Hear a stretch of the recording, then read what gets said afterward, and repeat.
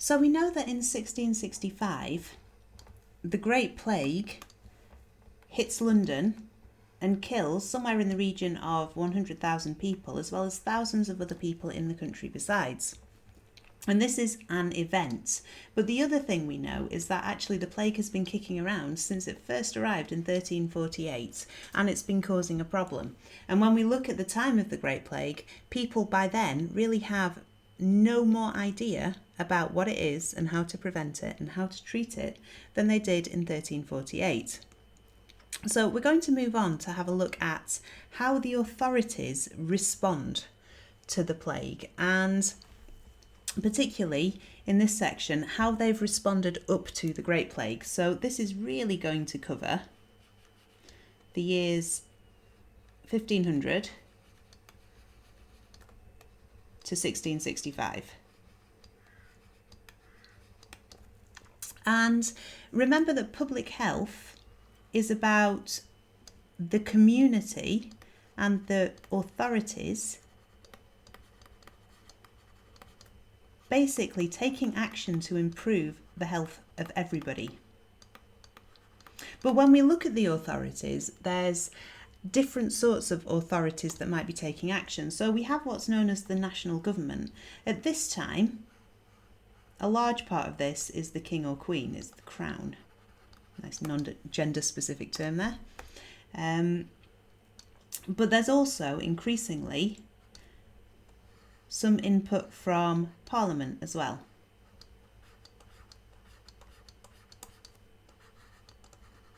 I'll try not to forget the A in the middle of Parliament, because people often do. And these form what we would call the national government. It makes laws for the whole country.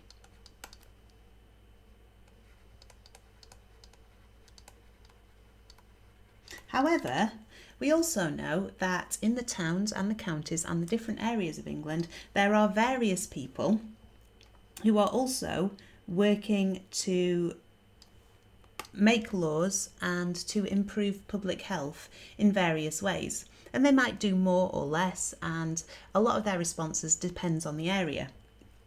So this might include the Lord Mayor of a town.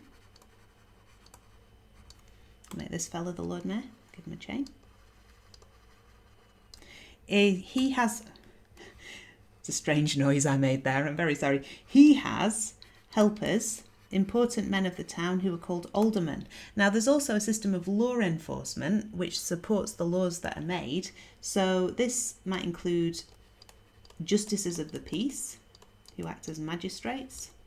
They would be wealthy and educated men who were really in charge of enforcing the law, and they would be supported by law enforcement, so what they had before police really, in the form of watchmen and constables. And altogether we could call this the local government, or the local authorities. It's quite a nice phrase. And they're working to tackle the plague as well. Now, in terms of national laws about the plague, Britain's really lagging behind by 1500, because by 1500, Scotland and France and Italy all have national laws in place to try and combat the spread of the plague, and England doesn't. However, that changes in 1518 when Henry VIII issues a proclamation about the plague.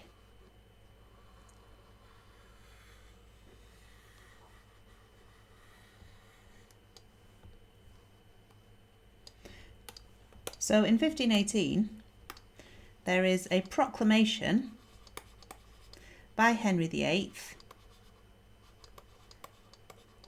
about how the plague should be dealt with.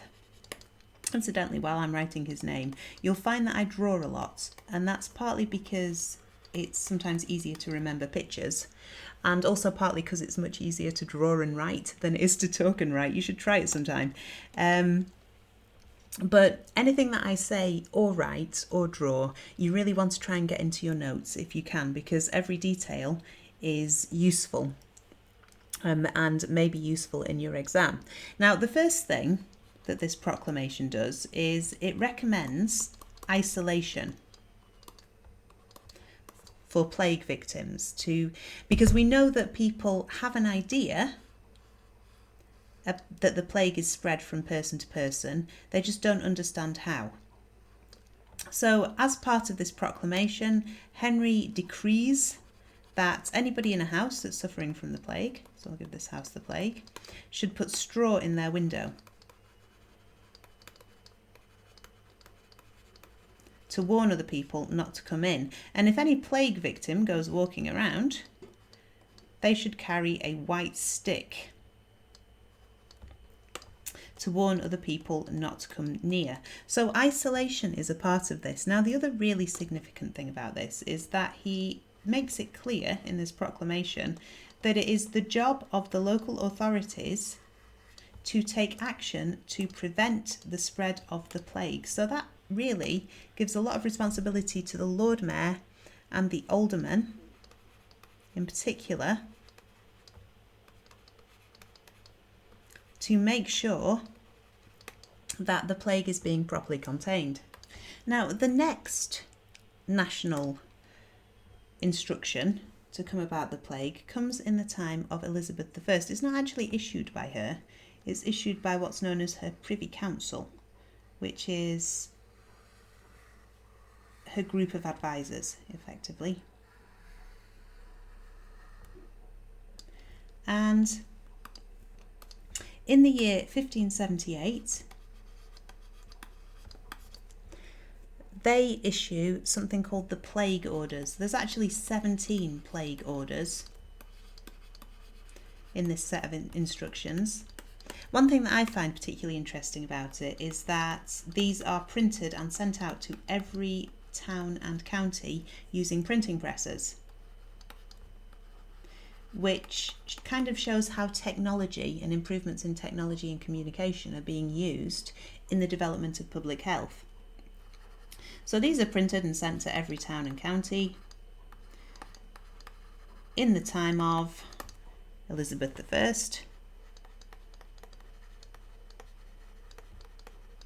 And these are a set of instructions to the local authorities about how they should deal with the plague. So, among other instructions, it says that JPs and aldermen should meet once every 3 weeks in times of plague to talk about what they're doing about it.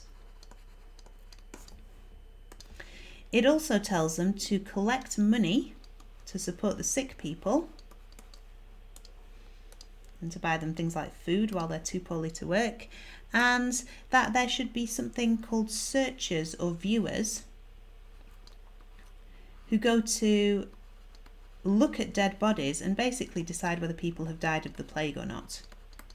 And if they have, they should report back about how this plague is spreading. It also gives instructions to say special prayers. My praying person comes out different every time I draw it. And to clean the streets and the alleys. So we'll draw a broom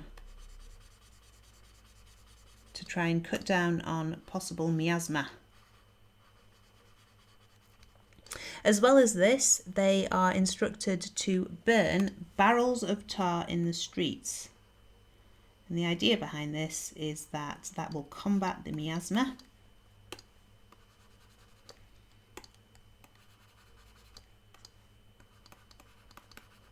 And they're also supposed to burn the clothes and the bedding of any plague victim who dies, because they believe that miasma could be carried in clothes. They're also supposed to have their funerals at dusk. And the reason for this is they think it will cut down on the number of people who want to go to them, and therefore will cut down on the chance of infection. So funerals at dusk.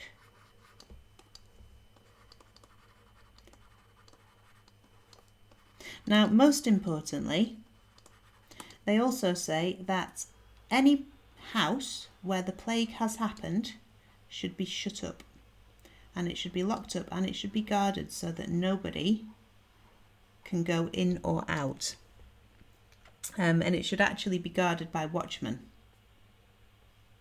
So if we put houses shut up and guarded by watchmen. Now this is important because it's a really controversial law. The problem is that this involved shutting healthy people up, possibly with sick people, and they were much more likely to get the disease and die themselves that way. So whole families might be shut up in the house. And this is a really, really controversial law all the way through this time period. People don't like it. They don't want healthy people shut up with sick people until they're dead. And yet they do want to prevent the spread of the plague. So that's quite a problematic law in a lot of ways for a lot of people. Now, the next national instruction to be given about the plague is given in the time of James I, but it's actually an act of Parliament. It's a law that is passed by Parliament. And, oh, didn't mean to do that. I'll try that again. There we go. So this is 1604. It's the Plague Act.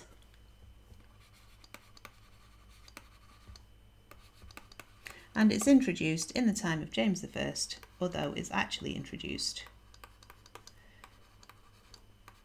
by Parliament.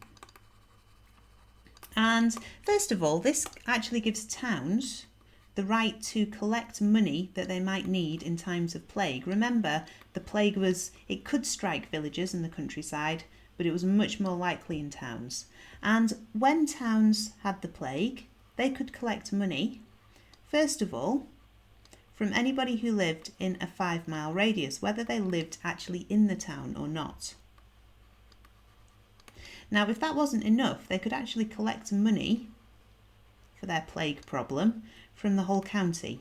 So that gives the towns quite a lot of reach and influence, really, in the area. And even people who aren't in the towns are having to contribute towards the plague victims.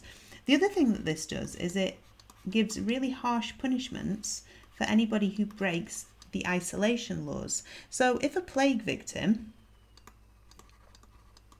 was caught wandering around outside and mingling with people, then they could actually be punished by being hanged. Given what we know about the plague, I'm not entirely sure how plague victims would feel about that.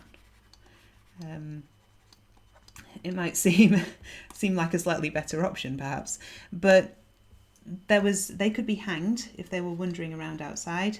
Anybody from a plague house who wasn't infected could be whipped if they were caught outside.